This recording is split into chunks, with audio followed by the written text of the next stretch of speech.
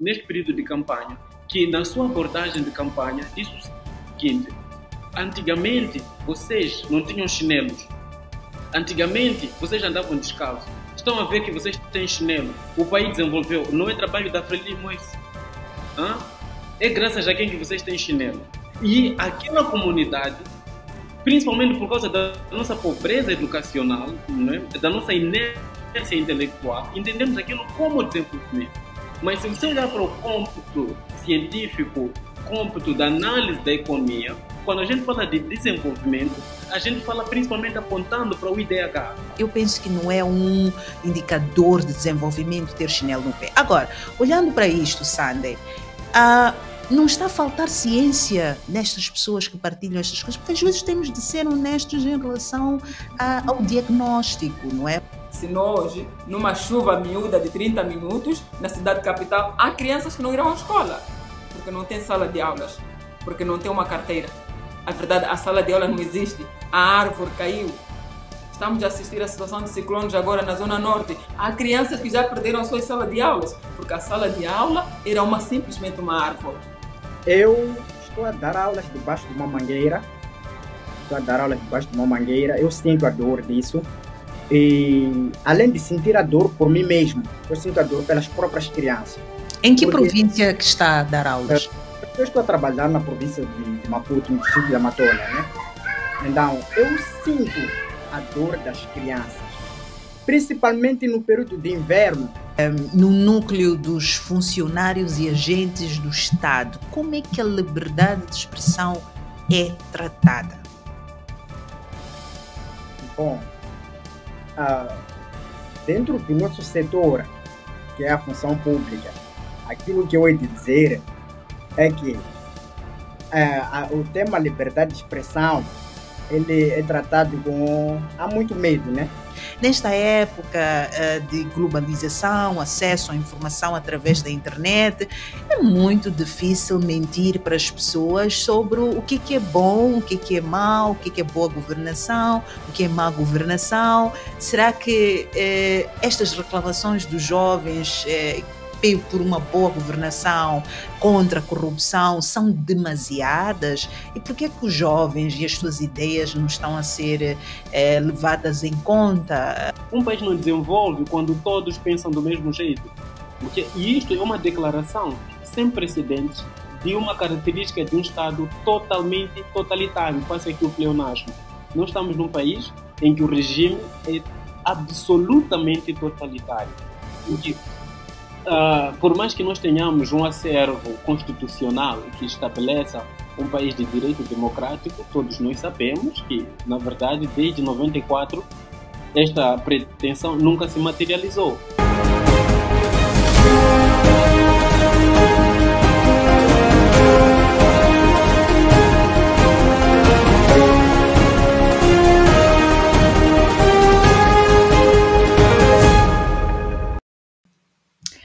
Olá a todos, muito bem-vindos a este espaço onde vozes encontram a sua liberdade. Hoje vamos falar sobre um tema não muito novo e se calhar um tema importante, sobretudo nos outros meses.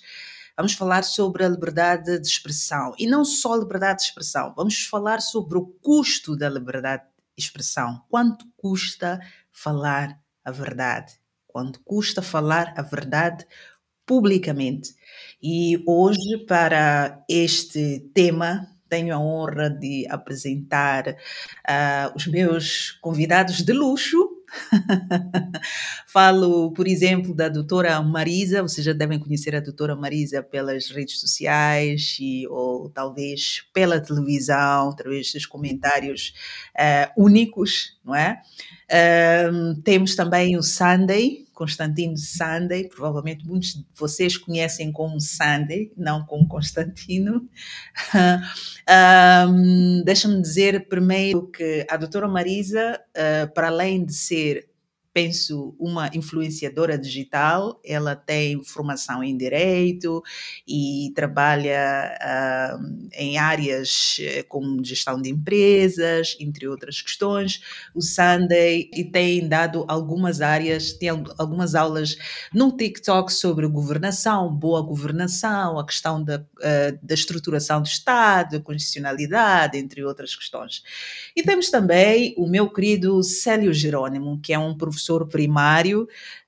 O Célio pediu-me numa das redes sociais para participar do programa e eu aceitei, não é? Este programa não é um programa de grandes celebridades. Este é um programa de toda a gente. Toda a gente pode falar, desde o momento que tenha ideias e possa discutir estas ideias, ou possa deixar à discussão, pelo menos de outros convidados, as suas posições, e com respeito, não é? Conforme disse, nós vamos falar sobre liberdade de expressão e quanto custa esta liberdade de expressão.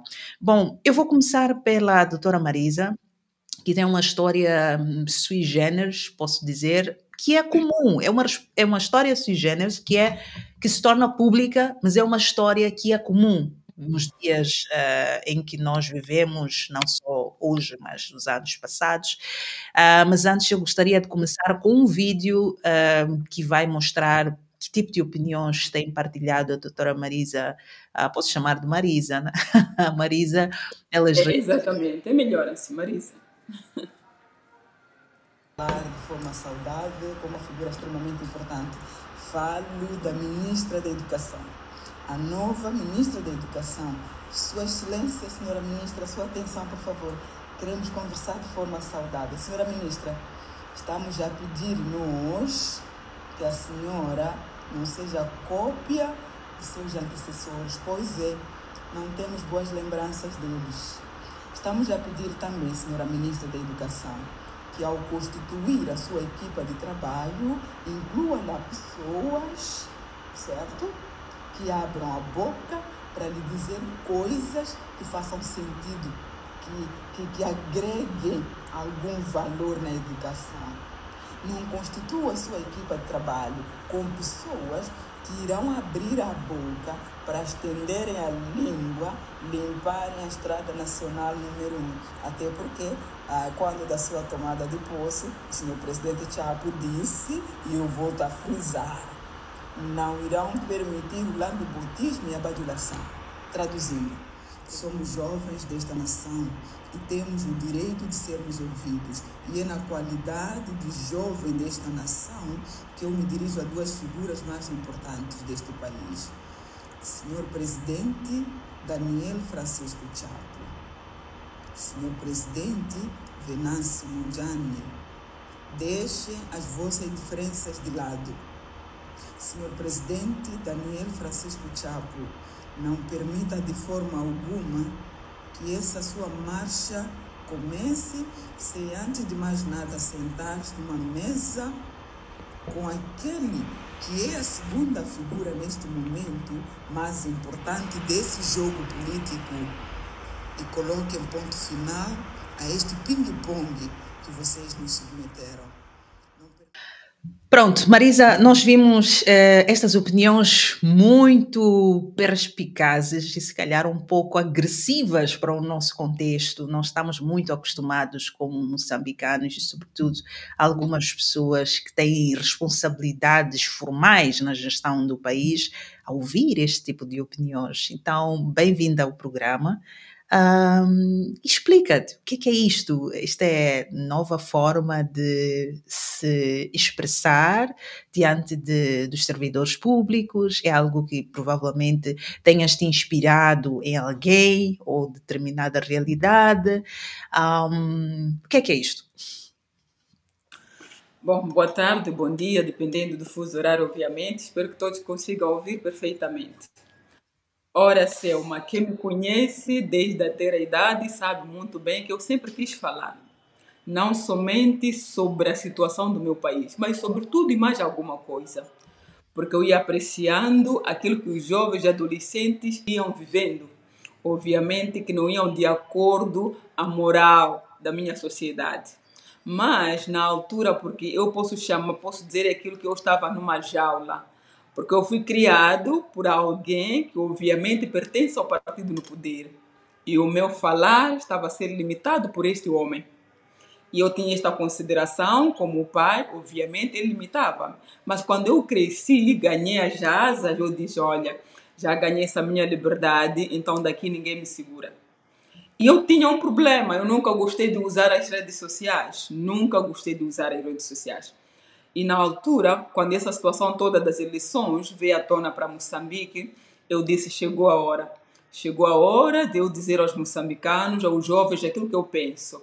Na altura, o que eu fiz? Falei com um sobrinho meu, disse, olha tia, cria uma conta no TikTok, vais falando aquilo que tu pensas. Eu lembro muito bem que foi no dia 11 de 11 de 2024, às 11h11, que eu gravei o primeiro vídeo.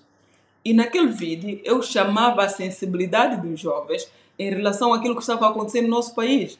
Um jovem normal não deveria ficar alheio àquela situação só porque tinha uma boa condição de vida.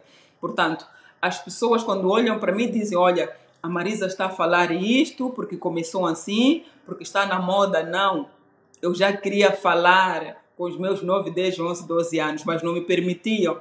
E eu deveria respeitar os mais velhos. Mas a partir do momento que eu cresci, não estou a dizer que o respeito dos mais velhos saiu. Não, estou a dizer que a minha liberdade de expressão está aqui. E, pois, é uma liberdade de expressão que é, se calhar, tida como um ataque para algumas pessoas visadas, né? E foi neste contexto, e sobretudo num dos pontos mais altos das intervenções da Marisa, que aconteceu algo na tua vida, sobretudo no âmbito profissional, e que ficamos a saber, e pelas tuas redes sociais, obviamente, que foi a demissão, que foi naturalmente relacionada com a tua forma de ser e estar nas redes sociais. Como é que aconteceu esta situação? Em que circunstâncias estas situações foram acontecendo, talvez antes desta demissão, tenha ouvido alguma chamada de atenção ou algum comentário de algum superior ou colega em relação às tuas aparições nas redes sociais e as ideias e críticas que apresentavas? É assim, Selma, eu vivo nesta sociedade, obviamente, que acompanha há bastante tempo aquilo que é o modo operandi da nossa sociedade, principalmente daqueles que detêm o poder. Tá certo? No dia que eu decidi falar, eu já estava preparada a tudo e mais alguma coisa. Eu já estava preparada, certo? E quando começo a gravar os meus vídeos, a Selma perguntava aqui se houve uma chamada de atenção. A resposta é não. Não houve nenhuma chamada de atenção. Mas eu já havia preparado o meu psicológico, que a qualquer momento isto iria acontecer. Eu já havia preparado o meu ser, que a qualquer momento isto iria acontecer. Então, num belo dia, eu me fiz ao meu local de trabalho para exercer as minhas atividades normalmente. Entro na minha sala e me aparecem ali uns 3 homens muito bem fardados, com a gravata e mais alguma coisa. E um deles, o advogado da empresa, quando diz, olha, doutora Marisa, tem aí um documento. Foi a minha secretária que me chamou a atenção. Doutora Marisa, na sua mesa tem um documento à sua espera. Certo. Abri ali o envelope e percebi que era um acordo de revogação do contrato, certo? O acordo, o nome já diz tudo, acordo. As partes devem concordar com aquilo que vem ali. Mas aquele acordo já vinha ali muito bem esclarecido. E o que me chama a atenção é que não aparecia nenhum motivo por que estavam a rescindir o contrato. Então, depois, quando eu abri o envelope, abri o documento, depois de 2 minutos, 3 minutos, já estavam lá os 3, 4 homens. Na cabeça deles, estavam à espera que a Marisa fizesse confusão. Eu simplesmente disse, aonde é que eu assino?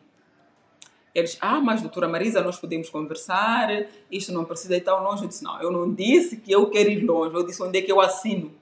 Isto é um acordo revogatório do contrato, apesar de não estarem aqui a explicar porque estão a rescindir o contrato, eu apenas perguntei, onde é que eu assino? Então, tentaram ali criar uma situação, eu apenas quero saber onde é que eu assino. Assinei o documento, deixei a cópia dele, levei a minha, eu tinha minhas obrigações para cumprir naquele dia. Fui fazer o meu trabalho normal, até a minha hora que eu sempre o habitual, que são os 19 e tal, 20 sair. E olha que até janeiro, fevereiro, eu ainda estava a cumprir as minhas obrigações, porque nós já havíamos marcado viagem para o Brasil, etc. E eu tinha que fazer essas viagens, porque eu tinha que fazer o trabalho para fazer lá. Então, somente finais de janeiro, início de fevereiro, é quando eu entreguei as pastas em definitivo, porque eu deveria terminar. Então, isto para dizer o que, Selma? A liberdade de expressão existe sim, mas a liberdade de expressão não existe quando tu falas contra o regime. Quantos jovens, quantas pessoas em Moçambique não abrem a boca para falar coisas sem sentido, mas só pelo fato de estarem a falar a favor do regime, tudo aquilo é liberdade de expressão. Mas se tu levantas, abres a boca, dizes, mesmo que seja uma frase apenas, que não vai de acordo aos princípios, às normas do partido no poder, ao regime, então tu não estás a exercer a liberdade de expressão. Não podemos ser egoístas, dizer que a liberdade de expressão não existe. Existe sim, mas ela apenas está direcionada para um determinado grupo, para uma determinada ala. Eu sempre digo nas minhas intervenções, eu faço parte de uma sociedade em que temos, por um lado, filhos biológicos, por outro lado, filhos adotivos. Estamos a ser educados com uma diferença que está aí visível ao olho nu. Pois, esta é uma situação muito complicada e complexa, e quando nós vemos dualidade de tratamentos entre cidadãos que moram no mesmo espaço, partilham dos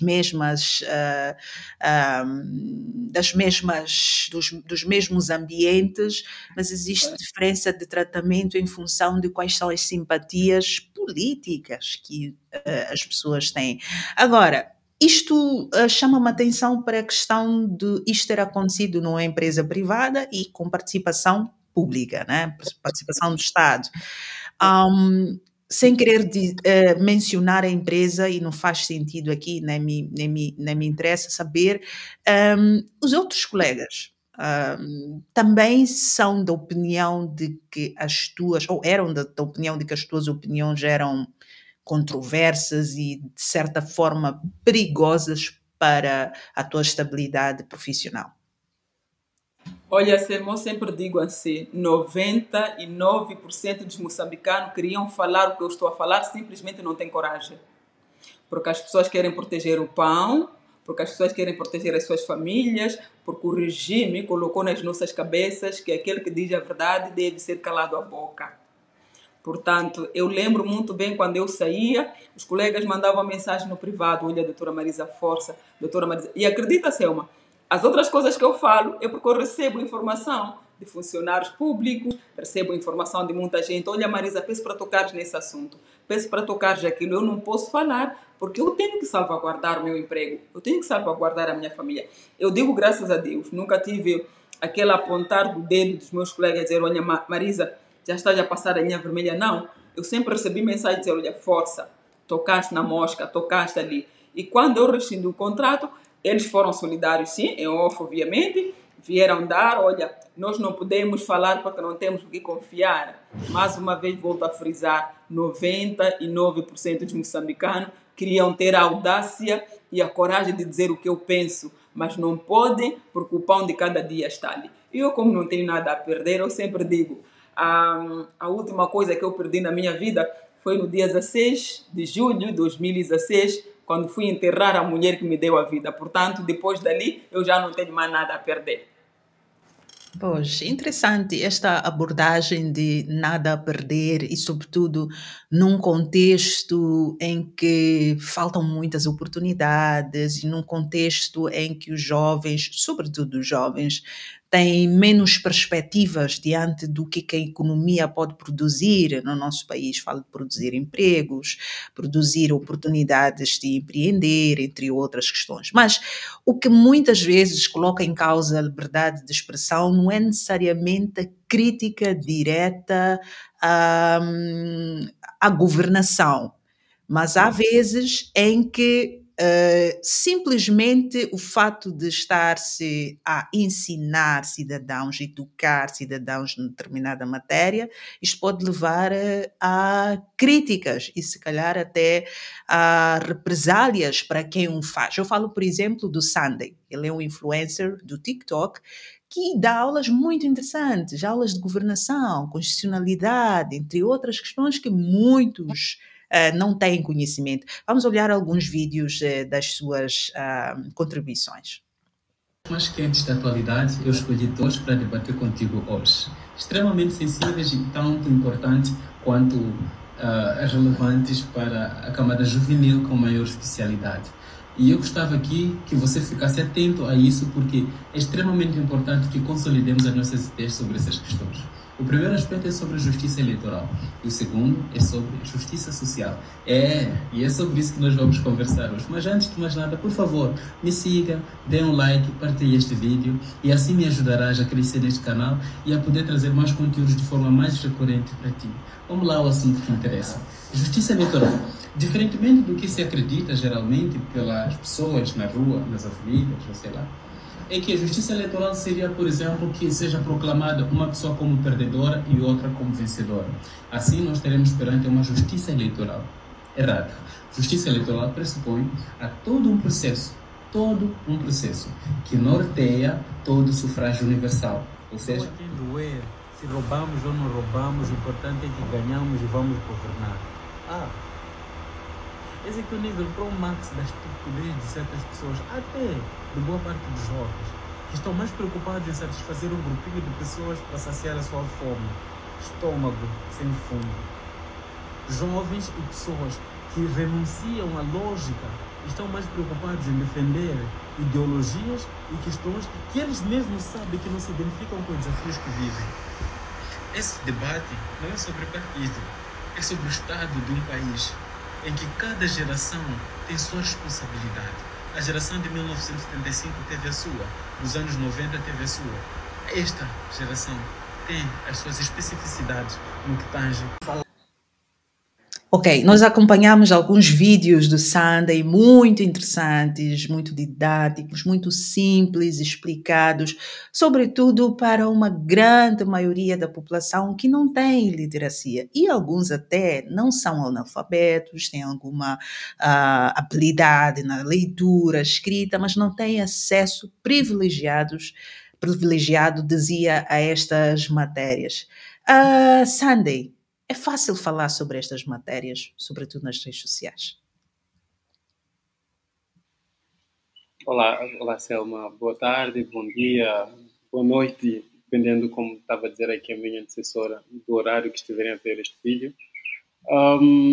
Meu nome é Constantino Sandi, sou estudante em Relações Internacionais, sou formador e tenho assessorado ultimamente as organizações sindicais neste âmbito de formação, com mais inclinação para jovens na perspectiva de mudança, desenvolvimento e democracia. E, honestamente falando, não é. Não é por quê? Porque o nosso sistema de ensino, a nossa forma de educação, ela foi feita para você aprender e servir, não aprender para pensar, não aprender para criticar. Nós somos ensinados para obedecer. É por isso que uma vez eu discutia com alguém, principalmente sobre o nosso sistema de ensino, que é pedagógico, e ele é pedagógico até o ensino superior, até o mais alto nível, ele continua sendo pedagógico, ao invés de ser um sistema de ensino andragógico, em que ele é um sistema de ensino autocrítico, em que as pessoas vão lá para expor e explorar as suas potencialidades intelectuais e não só. Mas, enfim, eu parto do princípio de que num país em que a educação não é prioridade, é desafio você falar de educação. Okay? Num país onde a questão que mais importa é você servir e servir bem e não contribuir e não criar, é completamente complicado você se parecer ou parecer como uma pessoa que traz ideias próprias ou que quer partilhar com os outros aquilo que tu pensas. Eu particularmente tenho acompanhado a Marisa e admiro muito o potencial dela e a coragem que ela tem, que em parte é similar com a minha. Eu tenho uma história parecida com a da Marisa, só por sinal. Só que eu sofri antes de aparecer nas redes sociais. Comigo foi o inverso. Não foi primeiro aparecer para depois sofrer represálias. Isso aconteceu um pouco antes. Então, eu já tive problemas dentro do âmbito acadêmico com alguns doutores. Como sabes, a minha área de ensino, a minha área de pesquisa, que é Relações Internacionais, os docentes, numa primeira fase, são quadros do governo, do Estado, e alguns em áreas extremamente sensíveis de governação, que estão ali, entram para a sala de aula para moldar os estudantes àquilo que é a ideologia de cima. E quando encontram estudantes um pouco mais preparados ou com uma capacidade de crítica, é um desafio muito grande. Eu já fui apontado o dedo em sede de aula e já fui dito, cuida da tua vida, né? Não se meta com isso, não se meta com política. Estamos a falar do professor a dizer ao estudante. E veja que eu estou a falar de um sistema de ensino de nível superior, não estou a falar de ensino secundário, de ensino primário, estou a falar de ensino superior, para um curso de Relações Internacionais, em que a responsabilidade de um quadro formado nessa área é extremamente grande. Estamos a falar de uma universidade pública também. Não, privada. Uma universidade privada. Mas, enfim, se eu for direto à questão que é o título ou o tema deste debate, qual é o custo do exercício da liberdade de expressão, Marisa, o que eu posso lhe dizer é que a história moçambicana, em particular, ela tem a resposta imediata para essa questão. Olhamos para todos aqueles, até mesmo jornalistas, que decidiram ser livre em primeiro fazer as suas pesquisas e depois partilhar o seu conhecimento ou as suas experiências, nunca tiveram experiências ou um resultado plausível ou satisfatório. Entretanto, esses exemplos de perseguição, esses exemplos de represália, de intimidação, de morte até, dos que aceitam correr esse risco, não deve servir de desencorajamento para os jovens. Pelo contrário, porque não é uma questão de, como dizia a Marisa, de não ter nada a perder. Não é uma questão de não ter nada a perder. É uma questão de o que você está a perder calado. Ok? Porque a responsabilidade para a construção de uma sociedade que se quer idônea, que se quer de desenvolvimento, porque quando nós aprisionamos a liberdade de expressão, não é só a liberdade de expressão que está em causa. O que está em causa também é o desenvolvimento estrutural do país. Okay? Não é só a expressão que fica prejudicada, mas é o desenvolvimento estrutural. Até a questão da economia de um país fica minada. Veja só como é que o nosso país evoluiu com pessoas do sim. Com pessoas do sim, senhor. Qual é a juventude que a gente tem? Qual é a sociedade que a gente tem? Você vê hoje a maior parte dos debates televisivos em que os jovens, ou a maior parte dos jovens participam, tem discursos vazios, porque estão a proteger a quem está por detrás, ou querem garantir que sejam apontados os seus nomes nas promoções, que sejam apontados os seus nomes em certas posições. Você vai ver jovens que falavam muito bem com relação a algumas abordagens, mas depois de serem dados sopa, mudam de discurso. E isto tem implicação direta no desenvolvimento de um país. Um país não desenvolve quando todos pensam do mesmo jeito. Okay? E isto é uma declaração sem precedentes de uma característica de um Estado totalmente totalitário. Passa aqui o pleonasmo. Nós estamos num país em que o regime é absolutamente totalitário. Porque, por mais que nós tenhamos um acervo constitucional que estabeleça um país de direito democrático, todos nós sabemos que, na verdade, desde 94, esta pretensão nunca se materializou. Simplesmente ficou dentro do âmbito discursivo. Até assim, Selma, tu foste alvo da tua liberdade como jornalista. Não é? Então, é um desafio muito grande para a juventude, principalmente. Eu não gosto de pegar muito nas outras camadas, porque eu acho que esta era é a era em que a juventude precisa acordar. É uma era em que a juventude precisa assumir responsabilidades sobre todos os riscos, mas assumir responsabilidade e reconhecimento de que este papel, esta responsabilidade, este trabalho é meu. E começa com esta questão de destruir as correntes que nos prendem a esta abordagem a ideológica de que eu não posso falar. Nas nossas famílias, eu cresci com... Meu pai foi militar e são membros, obviamente, na verdade, de 90 para trás, todo mundo era da Frelimo. Então, dos anos 90 para trás, todo mundo era da Frelimo. E eu já fui, muitas vezes, dito que, olha, em toda a tua jornada de vida, faça de tudo, te envolvas com tudo, mas nunca com a política. Nunca mexas com a política.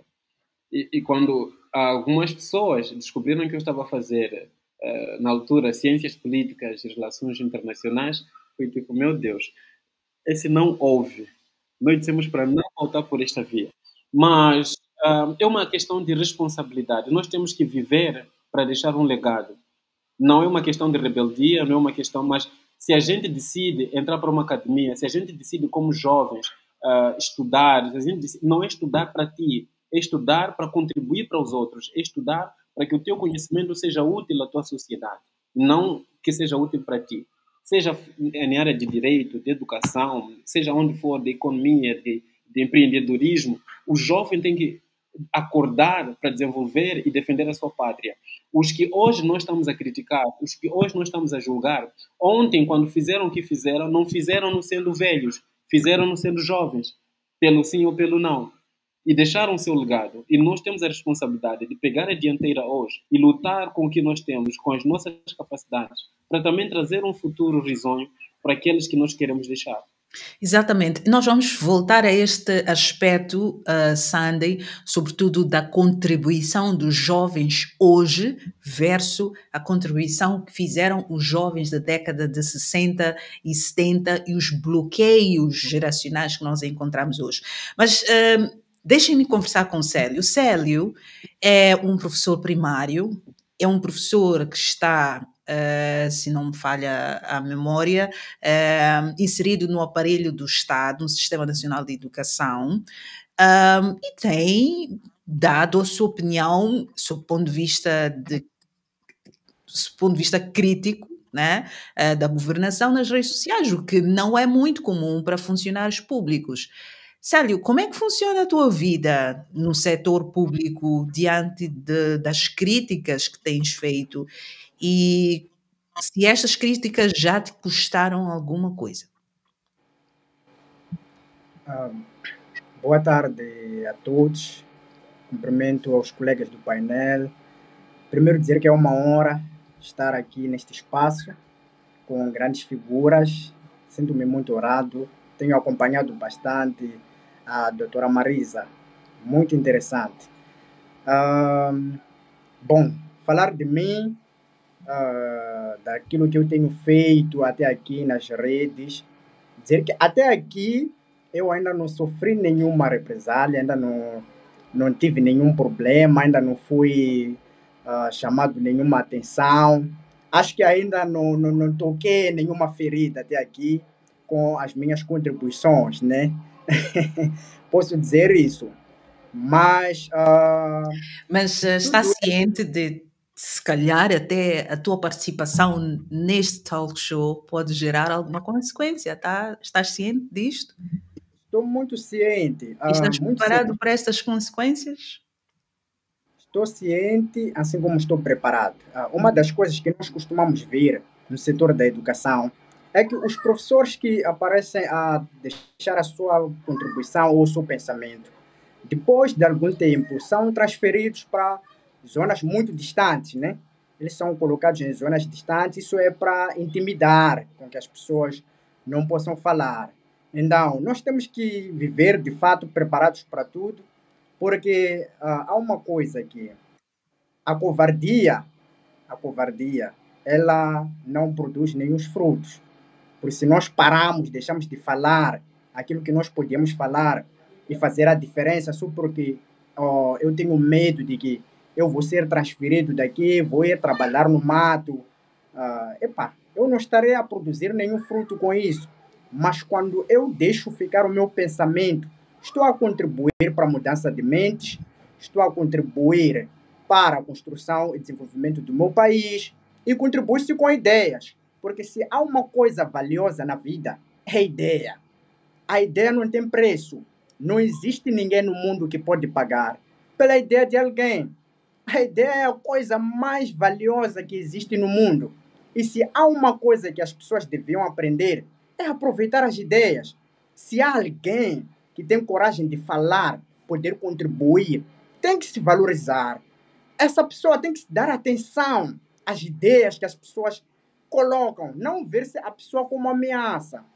Porque o que acontece é aquilo de, se a pessoa está a falar, está a dar contribuição, a pessoa é vista como uma ameaça, está a ameaçar-nos, o nosso espaço, principalmente em situações em que há cargos em jogo, né? A pessoa é vista como se quisesse poder subir, sobressair, quer se dar bem na vida. Então, não é o que devia acontecer. Nós tínhamos que olhar para pessoas que contribuem como joias, segurar essas pessoas como deve ser. Mas Eu costumo dizer a minha questão, Célio, isto é percepcionado assim, sobretudo no setor público, no núcleo dos funcionários e agentes do Estado. Como é que a liberdade de expressão é tratada? bom, ah, dentro do nosso setor, que é a função pública, aquilo que eu ia te dizer é que o tema liberdade de expressão, ele é tratado com... Há muito medo, né? Há muito medo em se trabalhar esse assunto da liberdade. Há uma coisa que a doutora Marisa disse aqui. As pessoas estão preocupadas em garantir o quê? O seu pão. Muitas pessoas dizem o seguinte: olha, eu já consegui um emprego, eu só quero trabalhar, cuidar da minha família, fazer a minha vida. Basta ou não basta, o importante é poder gerir a minha vida. Então, eu não vou falar para depois eu perder esse pouco que tenho. Então, há medo, sim, de se falar, porque as pessoas têm medo de sofrer represálias. Há medo, há muito medo. Porque também essa questão que eu abordei das transferências arbitrárias. Falou, é transferido. Isso gera medo em torno dos funcionários públicos. Muitos funcionários públicos têm medo de falar. Os funcionários públicos falam nos bastidores. Lá reclamam nos bastidores: a vida não está a andar, porque isto ou aquilo. Mesmo falando de mim mesmo, que sou professor, né?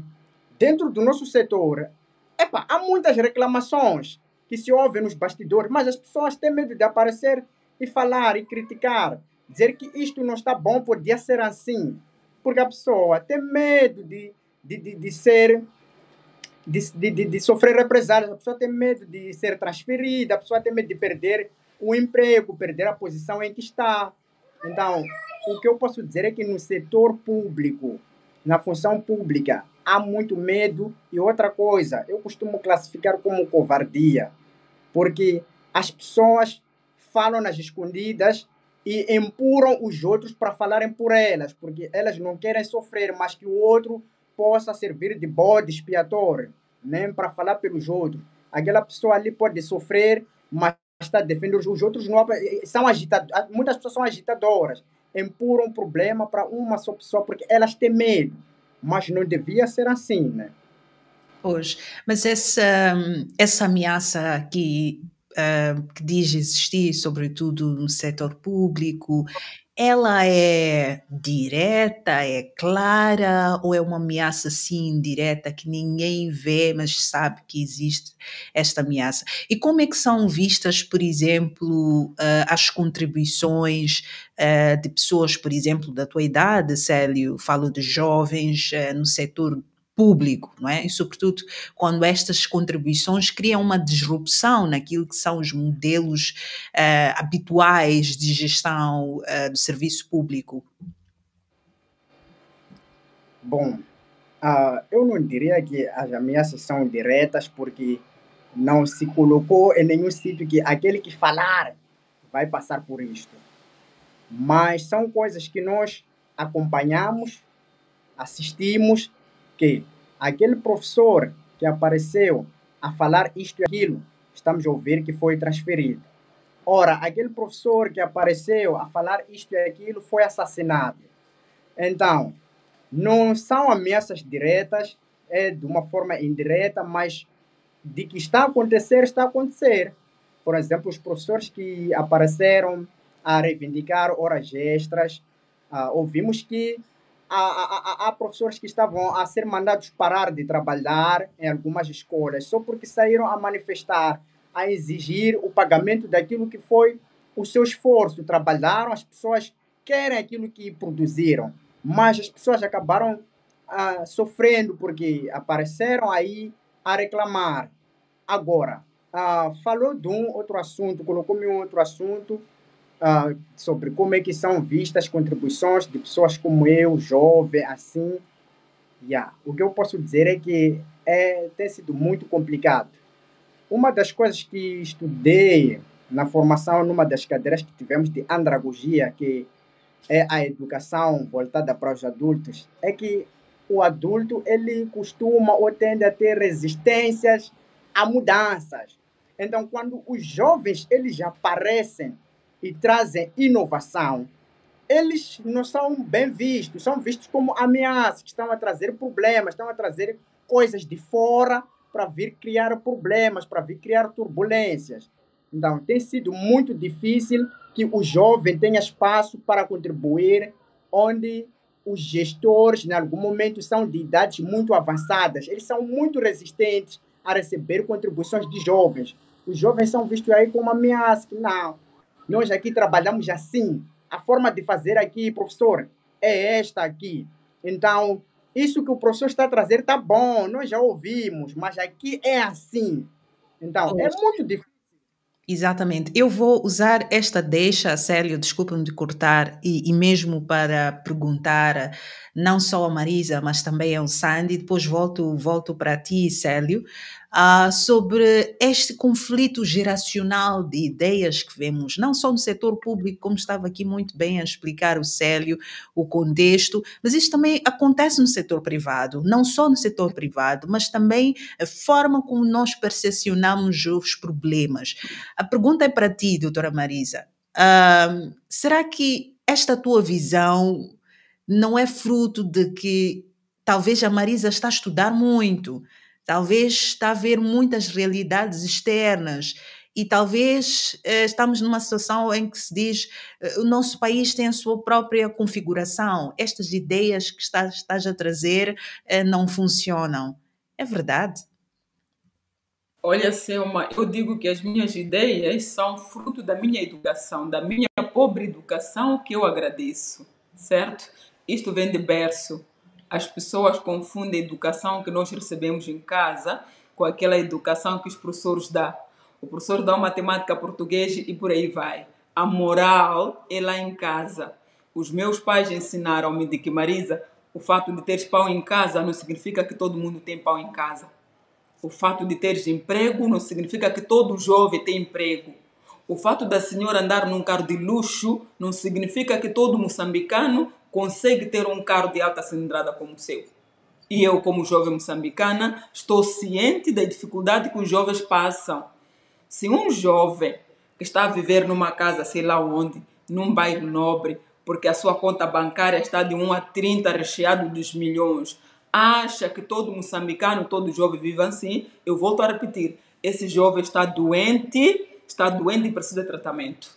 Pois, uma das mensagens que eu já ouvi de ti, Marisa, é exatamente esta questão da assimetria, das assimetrias. A Marisa é de Quilimane, não é? Exatamente. É de Quilimane, Zambésia. Eu conheço a província de Zambésia, que não é Quilimane. Quilimane é um polo diferente, com pessoas cheias de serviços, etc., e que para-se em alguma medida, com a capital Maputo. Mas existem pessoas que estão a viver fora da capital provincial e muito distantes. Vamos olhar, por exemplo, para o distrito de Mopeia, por exemplo, que eu conheço muito bem, que tem pessoas muito boas, tem pessoas estudadas, etc. Mas a questão da falta de oportunidades e a questão do acesso reduzido aos serviços básicos ou acesso deficiente, etc. Isto mexe com os cidadãos normais, não é? E quando a gente vem falar sobre estas desigualdades, há uma tendência de se criticar muito, porque Moçambique está a avançar. Moçambique avança, se calhar, nas capitais provinciais ou nas sedes distritais, em alguma medida, porque é só aquele núcleo muito pequeno, mas nós estamos a pensar num moçambicano que está excluído de todo este desenvolvimento ou crescimento e que muito provavelmente ele vai poder estar fora das oportunidades, não só agora, mas no futuro, quando não tem acesso à educação completa, quando não tem acesso a serviços básicos de saúde, naturalmente nós vamos encontrar alguma propensão a conflitos neste sentido, não é? Certo. E há um elemento que eu tenho que chamar aqui à colação. As pessoas dizem, olha, Moçambique está a avançar, Moçambique está a desenvolver. De que Moçambique nós estamos a falar? De que Moçambique, Selma, eu cresci a ouvir os mais velhos dizerem que Moçambique era a Zona Sul. Será que é este Moçambique que nós estamos a fazer referência? Vamos à província de Niassa. Está lá o maior celeiro deste país, mas a província de Niassa está esquecido no mapa. A província de Niassa está esquecido. De que Moçambique está-se a referir? Eu lembro muito bem que andou por aqui uma jovem pertencente ao partido no poder que dizia, olha, o nosso candidato é muito bem conhecido nas zonas rurais. Eu não sei por que esse indivíduo estava a vangloriar-se. Eu perguntava àquela jovem, de que zona rural a senhora se refere? Aquela zona rural que eu nasci, ali onde eu andava meu pé descalço, ali onde eu brincava na chuva com os rapazes e as meninas, é esta zona rural que está a fazer referência? Pergunta para mim, eu conheço muito bem a zona rural desse Moçambique. E eu dizia a ela, por que não vão colocar portagem nessa zona rural? Para ver as máquinas que vão usar as vossas portagens. As únicas máquinas que irão passar aí são os bois, os cabritos, as vacas, e ali vão pagar com os 20, 40, 50 meticais, ou vão usar a verdura, a batata doce para pagar. Então, antes de nós trazermos teorias, devemos chamar à colação todos os elementos possíveis para concluirmos que Moçambique está a avançar, Moçambique está a desenvolver. Selma, eu conheço de Maputo até Niassa, terrestre. Estou a falar da Estrada Nacional número 1.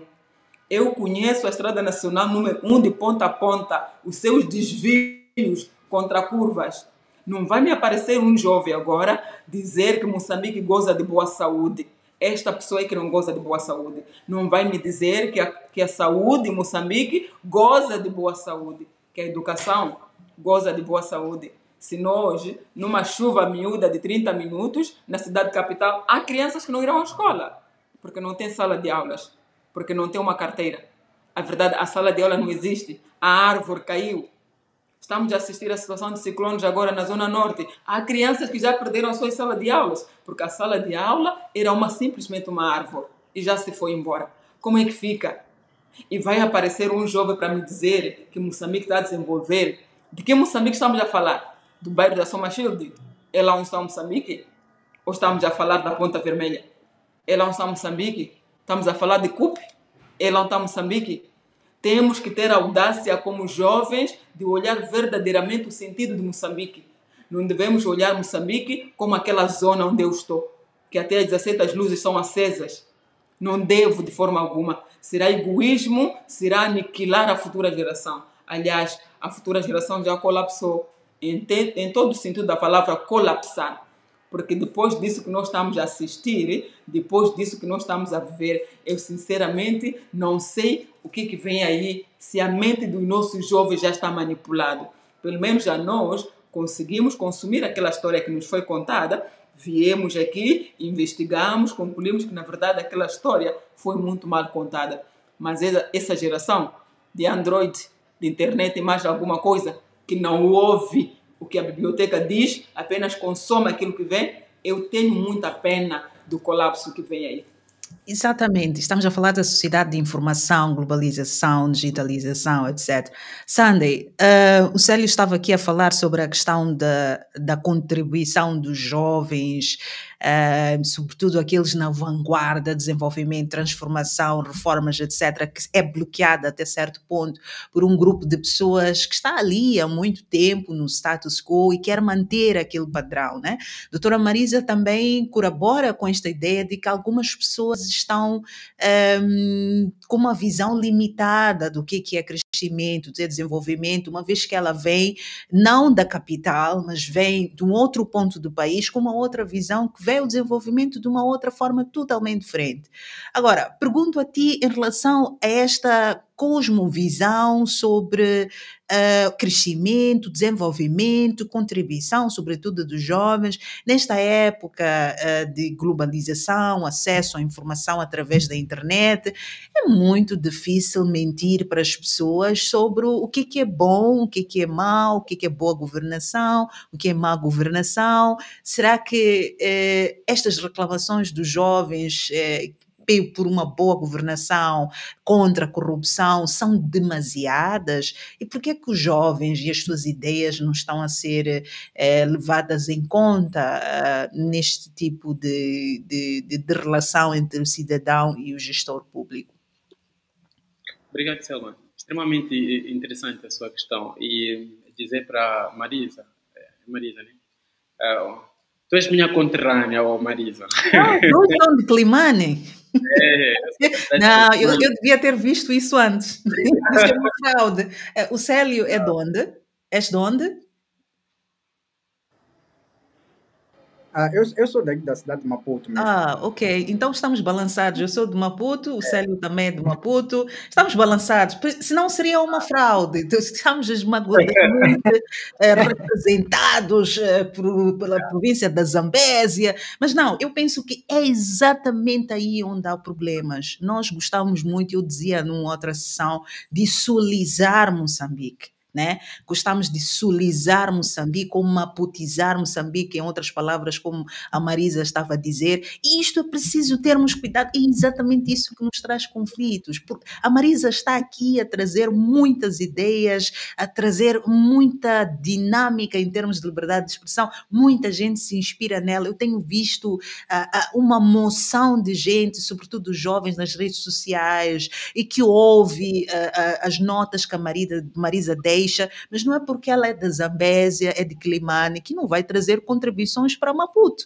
E é preciso percebermos Moçambique como um único, né, indivisível país em que todos os moçambicanos podem contribuir, não é? E se a Marisa diz não há crescimento, não há desenvolvimento, não há inclusão, é preciso ouvir. Eu tenho a minha percepção sobre inclusão e desenvolvimento e tenho as minhas críticas, não é porque eu critico que não vou deixar de ser moçambicano. Então, isto não foi consciente convidar vocês em função de que província vem, mas é só vermos que estamos em termos de distribuição territorial, estamos equilibrados, não é? E é só esta nota que eu queria deixar. Sandem, podes continuar o teu raciocínio. Eu sou muito apaixonada por esta questão de inclusão e esta questão de tornar Moçambique onde qualquer um pode contribuir, e fico muito emotiva quando noto que pessoas de quase todos os pontos do país estão representados num sítio a discutir de forma equilibrada, né? Isto é muito bom.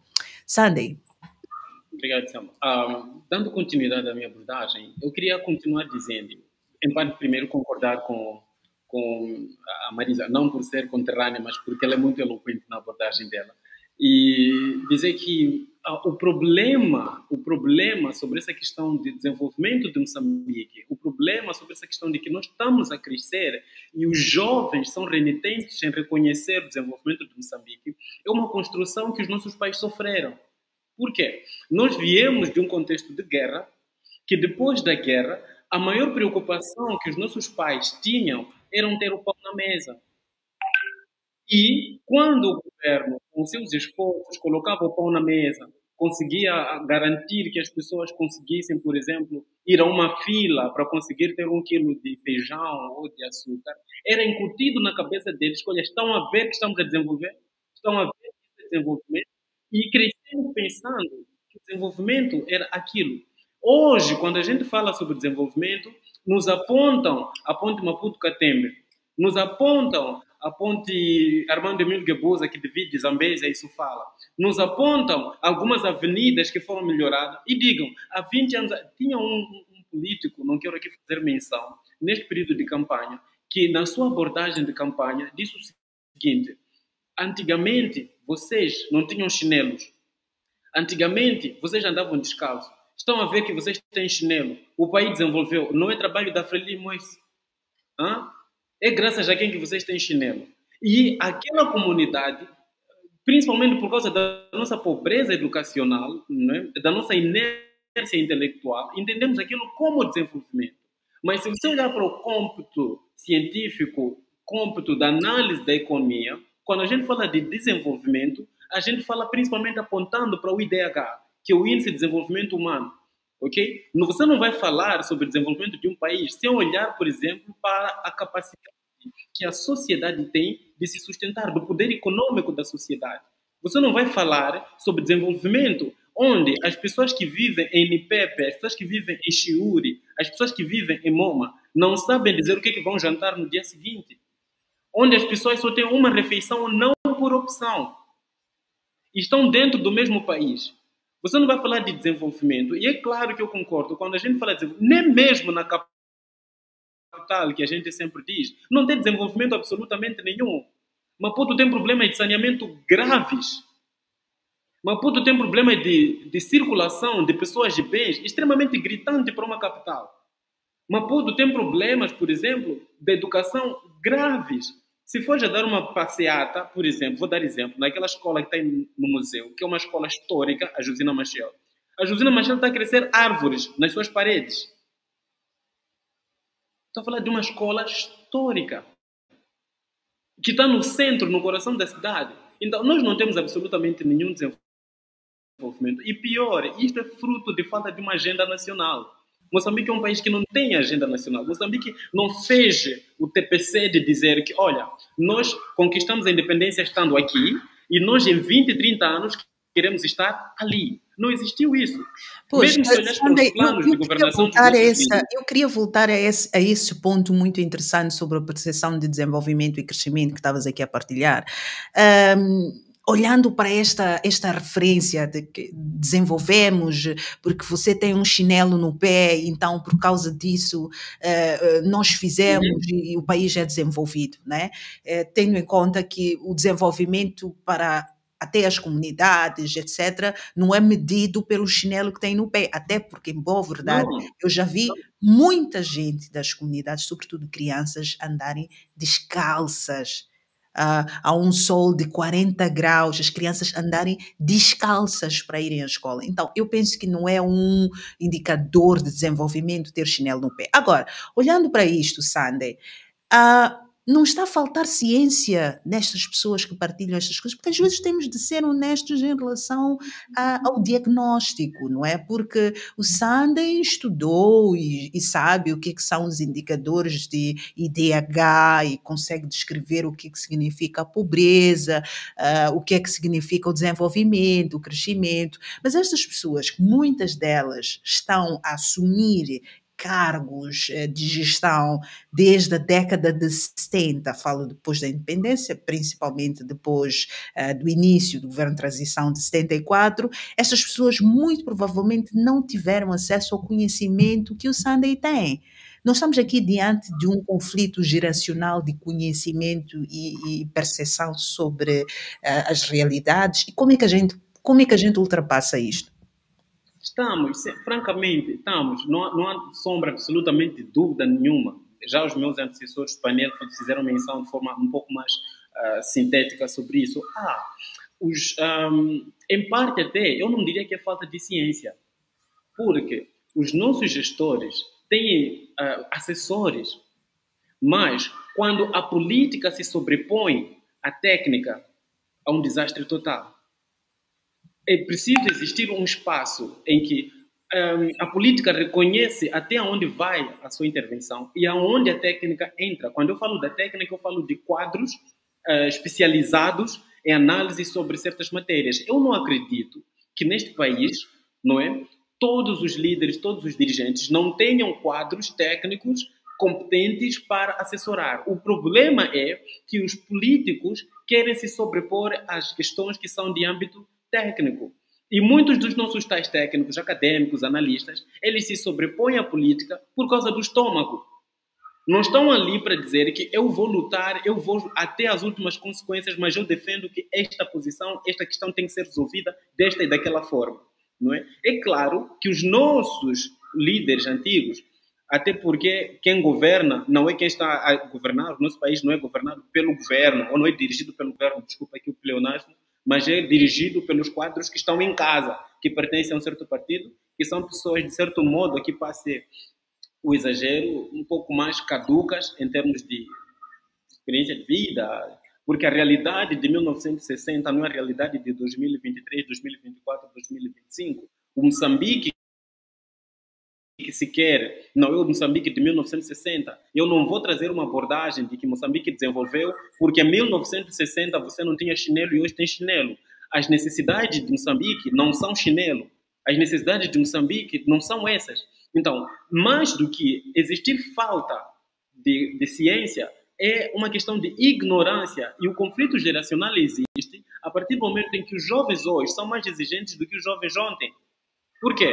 A capacidade e aquilo que estiveram a dizer alguns aqui, de que Moçambique hoje está num conflito em termos de geração, principalmente porque nós temos um boom, uma explosão dessa questão de, por exemplo, da globalização. Eu estou aqui, mas eu tenho acesso às informações sobre todo mundo. Eu consigo ouvir a Selma e eu buscar contradizer o que a Selma disse em função de uma pesquisa que eu posso fazer em segundos e assim por diante. E a capacidade de informação que nós temos hoje é diferente da capacidade de informações que nossos pais tinham. E, para terminar sobre essa questão, eu acho... eu tive, por exemplo, um debate numa vez quando eu esteve numa organização a trabalhar, em que nos foi incutido realizar uma atividade pelos quadros séniores e disseram que essa informação tem que ser dessa forma, essa coisa tem que ser feita porque nós sempre fizemos assim, porque isso sempre foi deste jeito. E eu disse que não. Vocês podem querer fazer desse jeito, mas é preciso entender que existem pressupostos. Não é só o fato de querer que a coisa se materializa. Existem limitações aqui, ali e assim.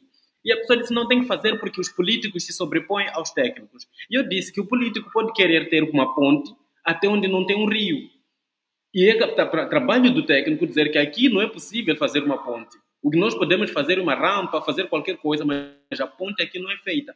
E aquilo criou-se um clima muito quente porque entendeu-se logo de imediato que aquilo era uma atitude de desobediência, de arrogância e de prepotência. Mas esse exemplo que eu quero trazer aqui para fazer entender que este conflito geracional não é somente no contexto científico, no contexto de conhecimento, mas no contexto também de arrogância.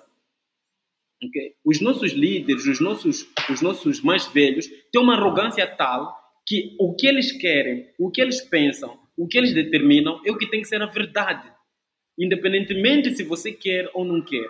E é aqui onde começa o conflito. E trazem essas desculpas totalmente atrasadas para justificar o seu posicionamento numa era que está totalmente defasada com aquilo que é o nosso contexto real.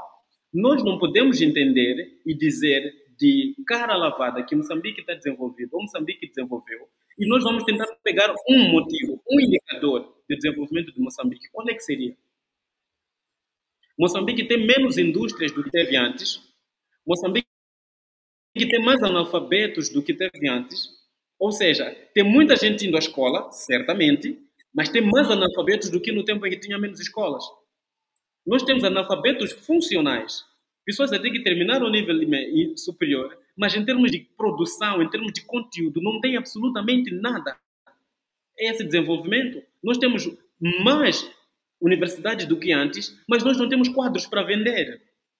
Nós não temos quadros para vender. Nós não temos nem estradas em condições se comparado com 1975. Nós não temos empregos de qualidade. Nós não temos segurança na empregabilidade. É de que desenvolvimento que a gente fala? O índice de desemprego, agora, de 2015, 2010 para cá, subiu mais de 80%. É de que desenvolvimento? E os jovens que veem isso não podem falar. porque se falarem serão conotados como pessoas rebeldes, e agora qualquer tipo de abordagem que nós trazemos como jovem, logo imediatamente somos dito, não, esse aqui é daquele, é apoiador do fulano, ele está a dizer isso porque está a apoiar o fulano, está contra nós. Quer dizer, a gente politiza até questões que não são políticas. Quer dizer, uma crítica social já é automaticamente vinculada a uma crítica política. E nós não estamos aqui a fazer uma análise política, estamos a fazer uma análise social do nosso país, não é? Então, infelizmente, não é somente uma questão de ciência, uma questão de... Mas o conflito... E veja só, esses nossos senhores, só para concluir, esses nossos senhores que se fazem donos da razão, nem escolaridade tiveram. Nunca tiveram uma capacidade de analisar a situação socioeconômica, de analisar um projeto de Moçambique. Eu falo isso, por exemplo, a Selma, se nas tuas pesquisas fizeste, e os outros colegas claramente, nós tivemos o pré, não é? Depois tivemos o projeto PARPA, depois de um tempo viemos com o projeto dos 7 milhões e depois tivemos o projeto Sustenta. E se eu perguntar aqui, qual foi o desfecho de cada um dos projetos? Lastimável. Absolutamente lastimável. Nenhum desses projetos trouxe resultado plausível para o desenvolvimento de Moçambique. Pois, é muito interessante isto que dizes e, sobretudo, esta questão da educação. Nós estamos aqui com um professor, é verdade que é um professor primário, e já estava a dizer, estava a partilhar sobre as dificuldades que tem no setor da educação, que é um setor muito relevante. Célio, é muito complicado nos dias de hoje nós é muito complicado nos dias de hoje nós falarmos sobre os desafios do país sem contar este desafio muito grande que é a questão da educação. Toda a narrativa que estava aqui a ser partilhada pelo Sandem, dos problemas graves que temos com formação profissional, a questão do ensino superior não gerar mentes pensantes, são mentes que produzem, é iniciada na base, que é o setor primário em que estás a trabalhar. Um dos aspectos que para mim é muito relevante e é muito pouco falado, na minha geração, na década de 90, nós estudávamos no setor primário e tínhamos acesso à comida, a lanche, não é? E até certo ponto, e sobretudo naquela época da fome em Moçambique, as crianças iam à escola para ter este lanche. E este lanche, muitas vezes, era a única refeição do dia para muitas crianças, não é? Hoje nós temos crianças que muito provavelmente não têm este privilégio. Qual é a associação que tu fazes entre os desafios de educação clássicos que nós conhecemos e as dificuldades socioeconómicas que incidem sobre esta criança do ensino primário que está a ir à escola? Muito obrigado. Primeiro, eu gostaria aqui de felicitar o Mano Sandey pelas contribuições que ele deixou aqui, muito lúcidas. Ele foi muito profundo. Então, meus parabéns. Gostei, estimei bastante. Bom, sobre a questão que me coloca em relação à questão da educação e as dificuldades socioeconômicas que a criança apresenta-nos. Dizer primeiro que, como estou a cursar atualmente pedagogia, né? A minha licenciatura em pedagogia, uma vez nós falávamos numa cadeira de desenhos de sistema de educação, que é sobre a questão de como é que nós podemos avaliar a qualidade da educação no nosso sistema. E o que fomos perceber é que havia múltiplos fatores que deviam ser tomados em consideração para se medir o índice de qualidade de educação, dos quais incide sobre a própria criança. Então, uma criança com fome, uma criança que sai de casa com fome, chega na escola com fome, não tem lanche nem nada, dificilmente ela vai se concentrar para estudar.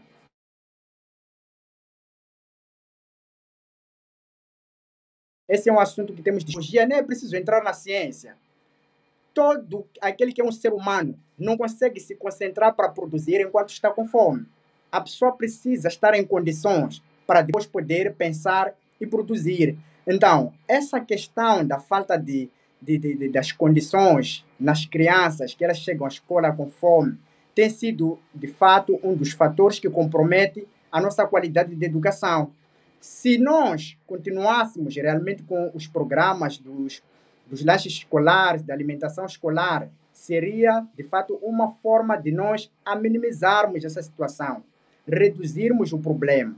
Porque o lanche, ele também pode ser um estímulo para a criança aderir às aulas, principalmente naquelas zonas recônditas, onde esses problemas de alimentação são muito sérios. Quando a criança ela sabe que, ao ir à escola, ela terá lá um prato de comida, ela tem motivação para estar sempre na escola. Primeira motivação, sim, será a comida. Que não, lá na escola eu vou comer. Ela vai para comer, mas depois terá o ambiente que ele partilha lá com as outras crianças, e isso poderá contribuir positivamente na aprendizagem dessa criança. Então, a questão da alimentação nas escolas é muito, mas muito importante, é algo que devia ser tomado em consideração. As escolas, sim, que beneficiam desse programa, financiado por ONGs, em que há lá lanches escolares.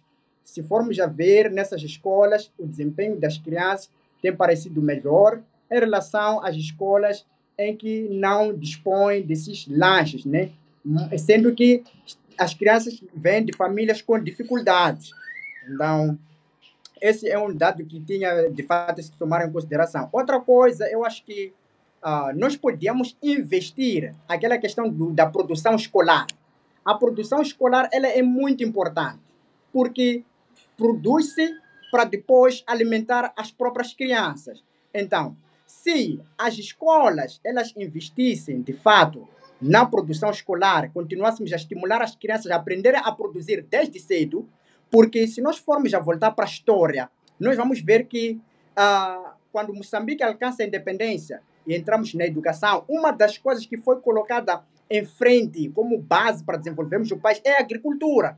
Por isso que o presidente Samora ele dizia que a criança tem que aprender a produzir ainda na escola. Ela estar envolvida nas atividades de produção, de agricultura, para que ela aprenda desde cedo o que é produzir comida, para poder alimentar-se. Então, se as escolas também implementarem esses programas de se produzir, haver canteiros, ser as próprias crianças a gerirem isso, será muito mais que somente uma aprendizagem científica, mas também ensinamos as crianças que elas podem fazer parte dessa base de desenvolvimento em torno, através da agricultura.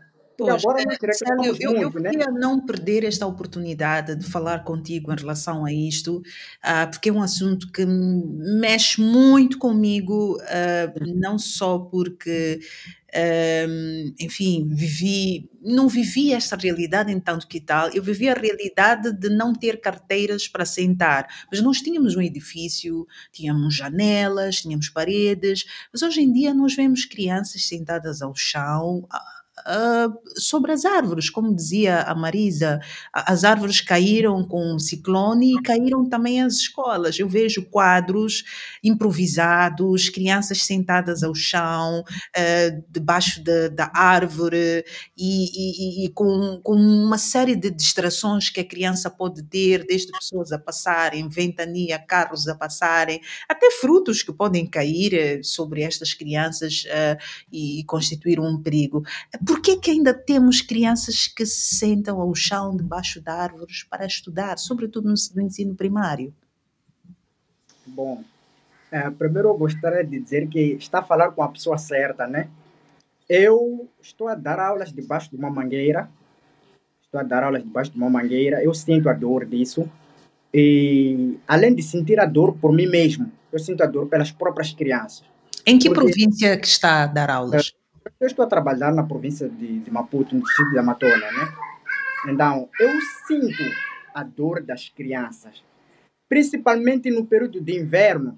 E há uma vez que eu acabei convocando uma reunião, eu pedi os encarregados, papais, eu peço que nós tentemos encontrar uma solução, porque eu sento numa cadeira, mas as crianças elas ficam sentadas no chão, naquele período de inverno em que o chão está molhado, frio, Então, eu sentei com os pais, eu não consigo sentar-me na cadeira, estar confortável, enquanto eu vejo os meus filhos sentados no chão, a apanhar frio.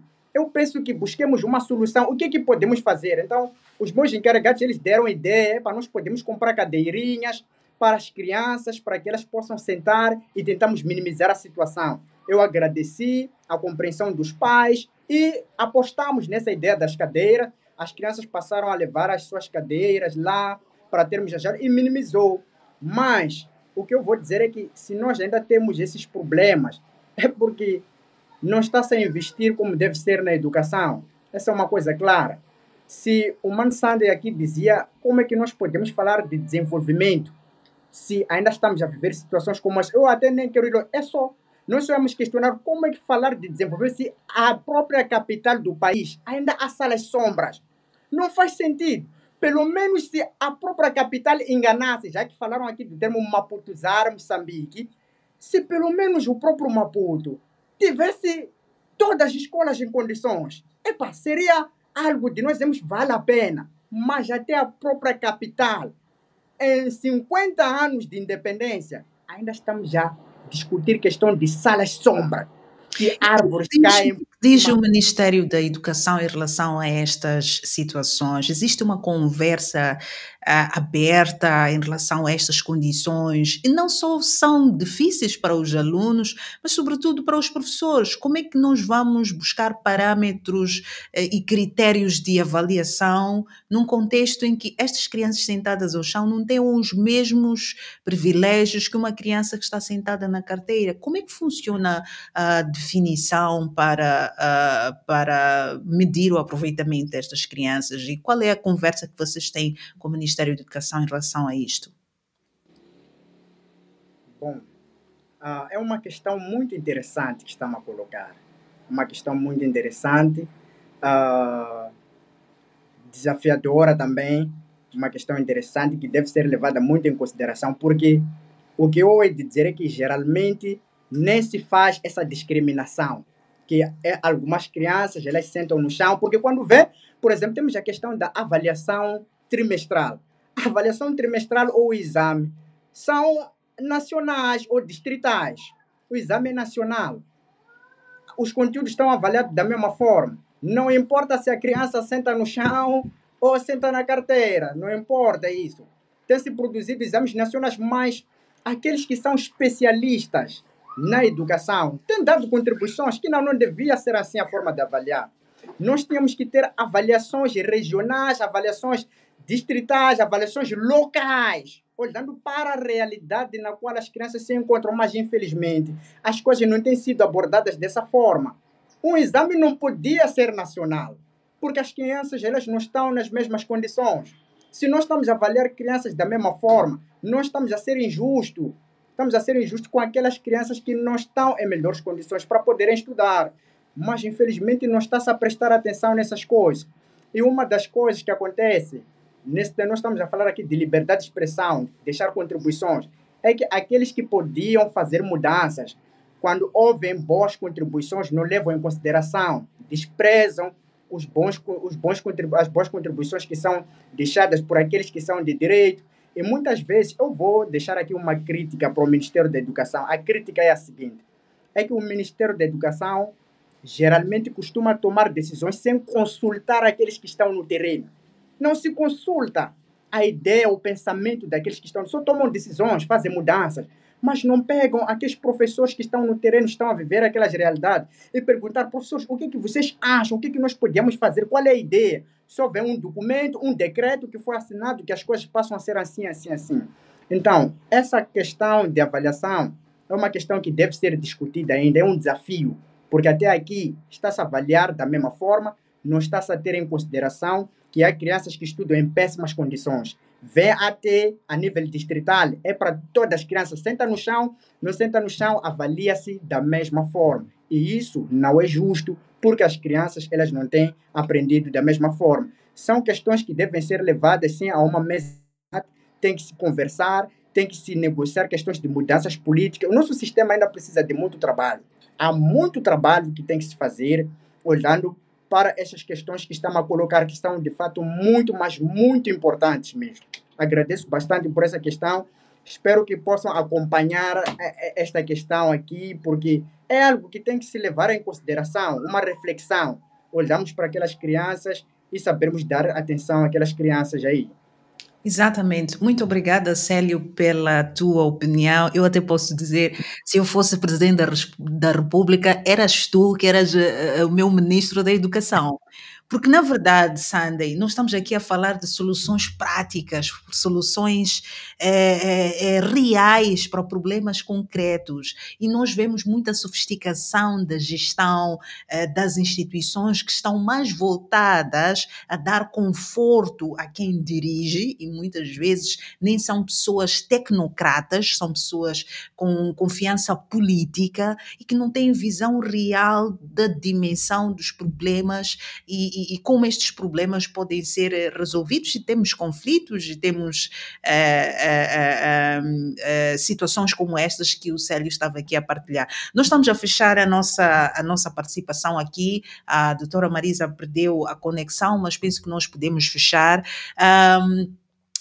O Célio estava a falar sobre esta questão da desconexão entre quem governa e quem sente os problemas e até onde estas consequências vão, sobretudo quando nós falamos da questão da educação. Eu gostava de ter as tuas considerações finais, Sandy, sobre tudo isto que nós discutimos e que vai desaguar sempre na questão da educação, as questões básicas dos serviços básicos e também a nossa mentalidade de não aceitar a crítica e olhá-las como se fossem um pacote embrulhado da oposição, e como se essa oposição não fizesse parte da equação. Nem todos somos moçambicanos, independentemente das suas simpatias políticas, ideológicas, todos somos moçambicanos e não deveríamos ser desclassificados por pensarmos diferentes da posição, né?